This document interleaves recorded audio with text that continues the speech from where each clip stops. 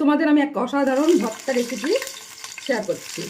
সেটা হচ্ছে ফুলকপির ভর্তা। তোমরা অনেকে হয়তো খেয়েছো, কিন্তু এইভাবে খেয়েছো নাকি এইভাবে বানিয়েছো নাকি একটুখানি আমাকে বলবে। তো যদি খেয়ে থাকো তো খুবই ভালো, আর যদি এইভাবে খেয়ে না থাকো তাহলে এইভাবে খেয়ে দেখবে। তার জন্য দেখো আমি রসুনগুলো ভাজবো, একটু পেঁয়াজটা ভাজবো, আর টমেটোটাও এরকম করে একটু ভাজা ভাজা করে নেবো, আর দুটো শুকনো লঙ্কা। ঝাল তোমাদের মতন করে খাবে, আমি কম খাই দেখে দুটো শুকনো লঙ্কা।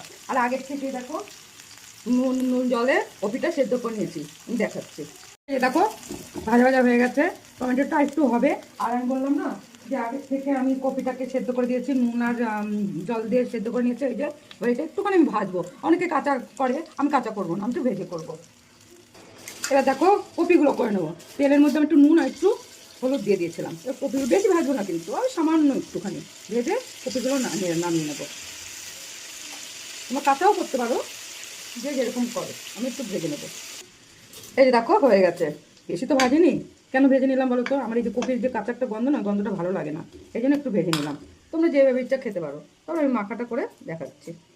এ দেখো সব ভাজা হয়ে গেছে। তো এবার নুন দিয়ে না লঙ্কাগুলোকে একটু গুঁড়িয়ে নিই, হাতে একটু করে টমেটোটা করে নিলাম, তারপরে আমি ম্যাশার দিয়ে সব ম্যাশ করে নেবো।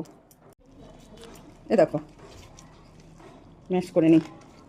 এই দেখো আমার ভর্তা হয়ে গেছে। আমি তো এক ভাত খেয়ে নেবো এই ভর্তা দিয়ে। তোমরা একটু বানিয়ে দেখবে, তারপরে বলবে আমাকে কেমন হয়েছে। ধন্যবাদ।